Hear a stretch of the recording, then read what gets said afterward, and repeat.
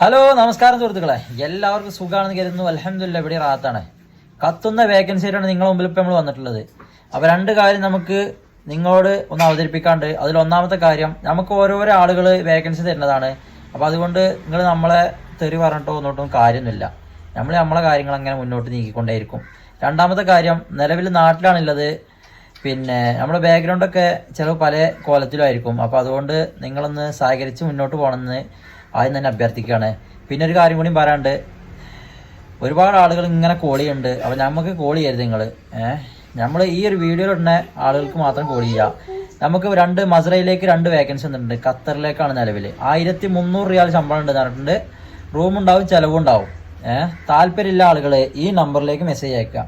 1300 റിയാൽ ശമ്പളം ഉണ്ടാവും, റൂമും ചിലവും ഉണ്ടാവും. ഇതാണ് പറഞ്ഞിട്ടുള്ളത്. പിന്നെ വിസ തരുന്ന ആള് ഗ്യാരണ്ടിയോടെ നിൽക്കാന്ന് പറഞ്ഞിട്ടുണ്ട്. അറബി പക്ക ഡീസൻ്റ്